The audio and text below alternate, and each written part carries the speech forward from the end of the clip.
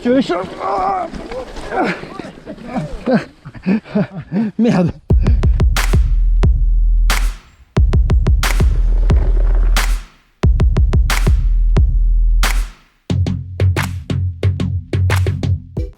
Salut et bienvenue dans cette nouvelle vidéo dans laquelle on va parler VTT électrique. Et comme d'habitude, si ce n'est pas déjà fait, n'hésite pas à t'abonner à notre chaîne YouTube en cliquant sur la petite cloche pour recevoir une notification à chaque parution de vidéo. Donc Blaise, aujourd'hui, on a réessayé, c'est la deuxième fois qu'on essaye. Aujourd'hui, on a fait une sortie pure VTT puisqu'on était du côté de chez toi. On a descendu le pic du Gers. Donc c'était cool, grosse sortie VTT électrique. Il y avait un niveau pas forcément homogène, des différences d'âge. On avait un très bon pilote avec nous, VTT AE, c'était Pierre Le Naour.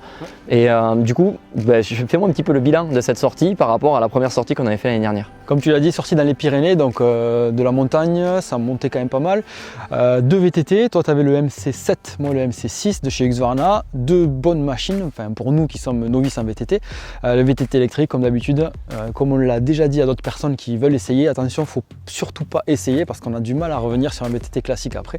Là on s'est régalé, comme tu l'as dit, différence de niveau. On peut gérer son autonomie de la batterie comme on veut, suivant ses capacités physiques. On s'amuse parce qu'on va plus vite dans les descentes. Nous habitués à les motos, on attaque un petit peu, donc ça va bien. Vraiment une grosse sortie plaisir et on a eu affaire à deux machines qu'on n'avait pas essayé auparavant, MC6, MC7. Assez similaires pour nous qui sommes novices, mais qui fonctionnent très bien, notamment dans les descentes. Les suspensions marchent très bien. On a fait la descente du pic du Gers, qui était une descente de Coupe du Monde, donc il y a plusieurs difficultés. On a pris la difficulté moyenne en gros, et franchement, ça va bien, ça va vraiment bien.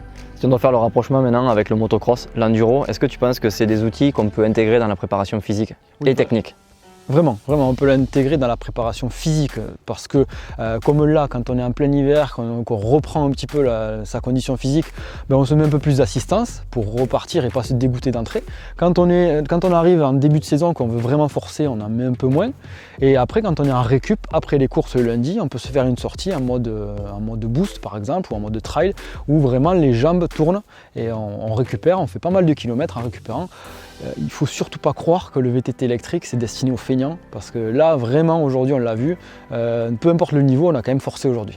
Ouais, on a forcé, du coup c'était ma question suivante, la technique par rapport à la moto. Moi qui fais d'enduro personnellement, je trouve que ça m'apporte énormément de faire des sorties comme ça. Ça ne remplace pas la moto certes, mais tu vois en ce moment on galère un petit peu à rouler, il y a peu de circuits ouverts.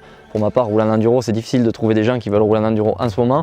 Donc voilà, est-ce que toi en motocross, ça t'apporte techniquement ? Exactement comme en enduro, ça ne va pas remplacer la moto, mais c'est un complément qui est le meilleur à mon avis, parce que c'est ce qui se rapproche le plus de la moto. On retrouve des sensations dans les descentes, quand on fait des descentes comme aujourd'hui, descente du pic du Gers assez corsé, des sauts, des virages relevés, du glissant, du sec, du caillou.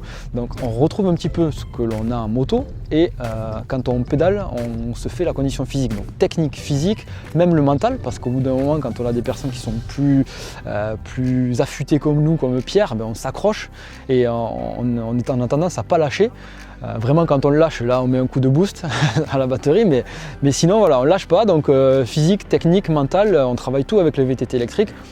Si on n'a pas les moyens de s'acheter un VTT électrique, on peut faire pareil avec un VTT classique, mais l'avantage c'est que là ça lisse les niveaux et ça permet d'avoir un peu plus de facilité quand même. Merci Blaise pour ton avis sur le VTT électrique et le rapprochement avec la moto. Si toi aussi tu veux essayer le vélo comme nous, n'hésite pas à contacter CBO Group, ils ont des modèles de démo que tu vois derrière nous. Et de mon côté, je te retrouve très bientôt pour une nouvelle vidéo.